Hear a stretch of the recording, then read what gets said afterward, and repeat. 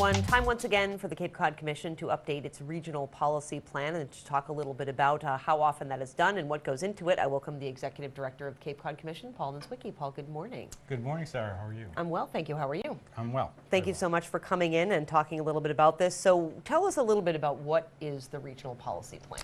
The regional policy plan is required by the Cape Cod Commission Act, and it's basically a regional plan that encompasses the regional ordinances that govern how the Commission operates, but more importantly, how we regulate certain projects. So those minimum performance standards that we measure against any development applicant that is reviewed by the Commission are all contained there. And so they're up for review every 5 years.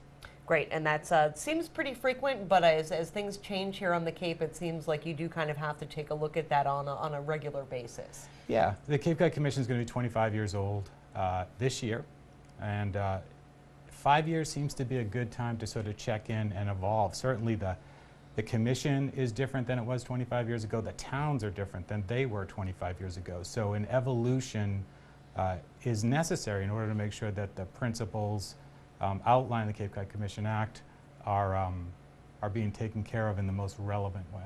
Sure, and of course all of our 15 towns here on the Cape have their own planning organization, their own sets of regulations. So how does this regional policy plan kind of work hand in hand with what the towns already have going on?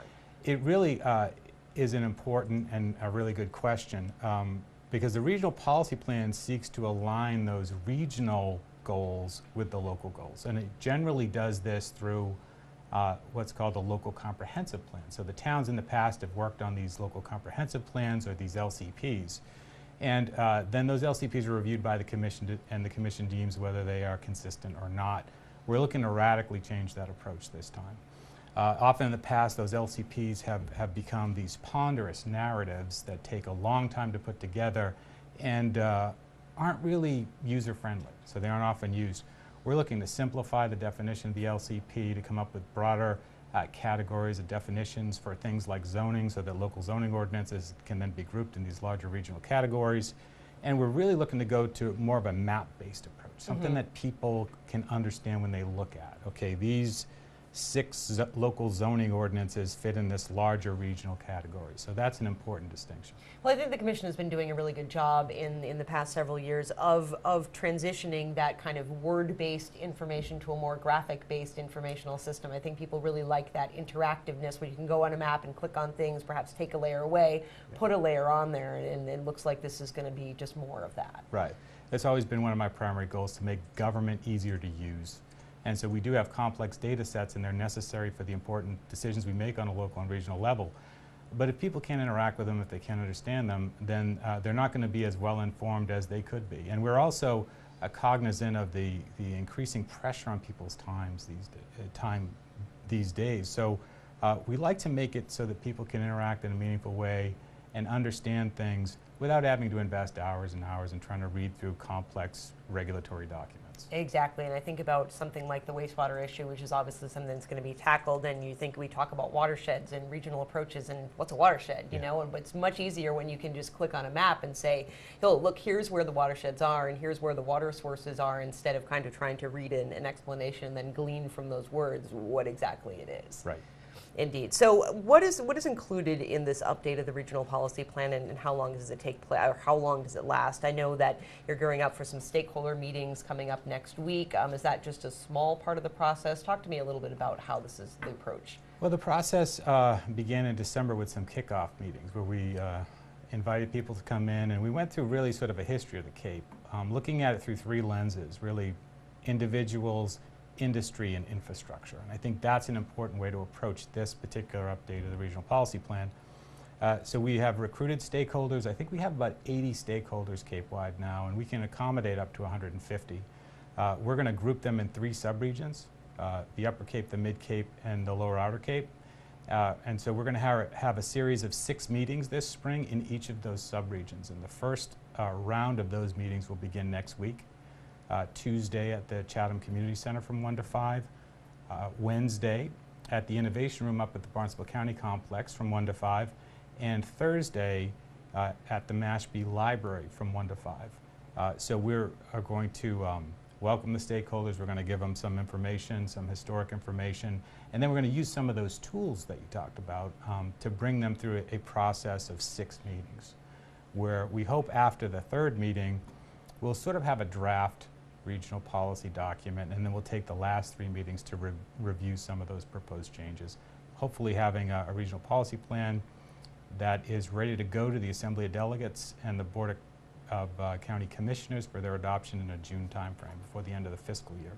So really not a whole lot of time. We're talking about kind of rapid progression, but of course I think with these things you don't want to spend too much time, because then you'll have to just revise it again after the time goes by. That's right, and I think we also, this time we want to, the regional document more and more should become a framework for collaboration on the local level and not an overly specific one.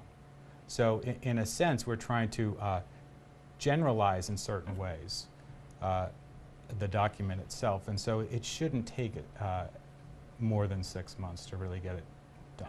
Great. So are you looking for public input at these stakeholder meetings next week, or is this specifically just for those particular stakeholders, or is it for everyone? No, these are public meetings. They're open to the public. We would really love as many members of the public to come to the meetings and become engaged, and anyone who's interested in being a stakeholder can come to the meetings to sign up, any one of those meetings, or they can access that information online, and they can sign up online. So who is a stakeholder? What qualifies as a stakeholder? Yeah, a stakeholder is anyone who has sort of a stake in the community, and really that's everyone on some sense. But what we do look for are people that represent certain aspects of the community that we really know should be represented. So local elected officials, local appointed officials, and town staff, but also members of the real estate community, the building community, the legal community, the environmental community.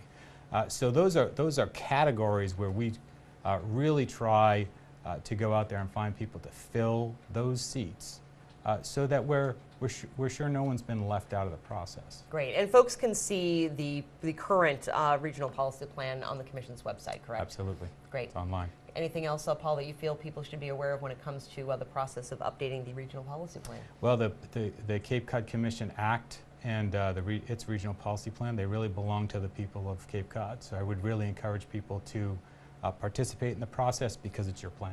Great. Well, Paul, thank you so much for stopping by, and hopefully we've encouraged some people to participate. Great. Thank you very much, Sarah. Paul Niedzwiecki is the Executive Director of the Cape Cod Commission. You can view the website online at capecodcommission.org. Again, those stakeholder meetings taking place next week, Tuesday, Wednesday, and Thursday. Tuesday in Chatham, Wednesday at the County Complex in the Innovation Room, and on Thursday at the Mashpee Library. Again, for more, capecodcommission.org. I'm Sarah Colvin.